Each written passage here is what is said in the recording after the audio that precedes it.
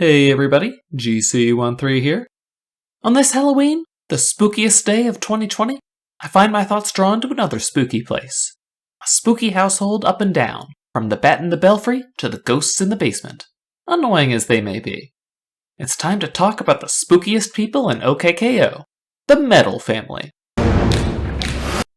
Enid's mother, Wilhamena, is a vampire.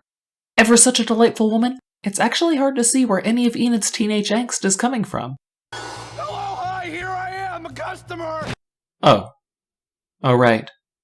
Well, as a vampire, Wilhamena has the power to turn herself into a bat and the ability to suck a soul out of a body, such as the soul of a malicious ghost possessing someone, if you can imagine such a thing. Thanks to the inclusion of Sibella from Scooby-Doo and the Ghoul School, we know that at least some vampires in OKKO drink blood, but Wilhamena doesn't seem to be one of them. I guess she's just too nice to do something like that. Isn't she? Let's devour their souls.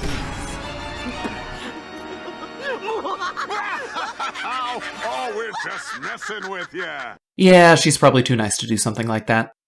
It's a shame we don't get to see more from her, but in her debut episode, we saw how comfortable she was jumping into the fray to try to protect Rad and KO from Spanky and Crud.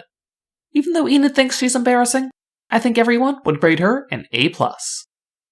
Enid's father, Bernard, is a wolfman. Or was that man-wolf? Look, unlike a traditional werewolf who's an ordinary human that transforms into a wolfman when the moon is full, Bernard is an ordinary wolfman until he's struck by moonlight, upon which he transforms into a very handsome human. Nobody knows whether he was born with this condition or whether he was bitten by a human, but whatever the source of this curse, Bernard is ashamed of his human form. When the full moon comes, he'll cower away from its light, and if some of it does manage to strike him, he'll hide away in shame until his form reverts, presumably at daybreak. Bernard enjoys gardening and is apparently quite the cook. Just like Wilhamena, he's a gracious host, and just like her, he's not afraid of jumping into the action. We've seen him easily lift a car, so if you are planning on driving into one of his trees, you'd better think again. Now, we all know Enid. Born a witch, she practices as a ninja and begins the series hiding this from her parents.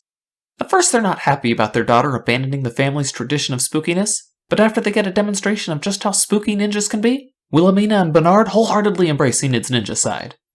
It was Wilhamena who coined the term Winja to describe Enid's dual nature, and while Enid is embarrassed by the term, and everything else about her parents, she does become closer to her witch side after the end of the series.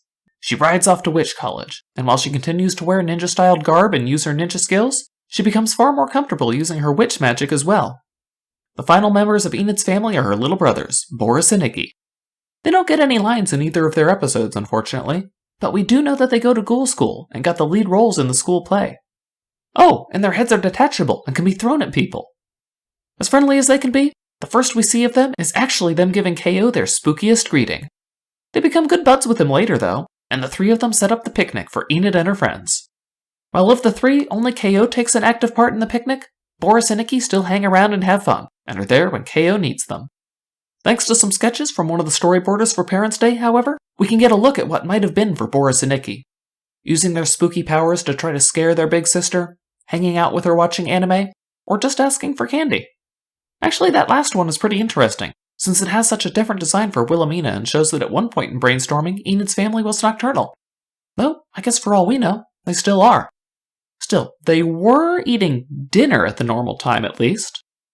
The last characters to mention when discussing Enid's family are their housemates, the ghosts Spanky and Crud. Their sole claim to fame is giving Enid an excuse to show just how scary ninjas actually are, though they do get a chance to show off in the final episode. I wonder why Spanky isn't the one giving the spanks. So, which member of the Metal household is your favorite? What episodes would you like to have seen them in if the series had gone on longer? Let me know down in the comments below. Like the video if you liked it, dislike it if you didn't, subscribe to the channel for more videos, and make sure you have a happy Halloween.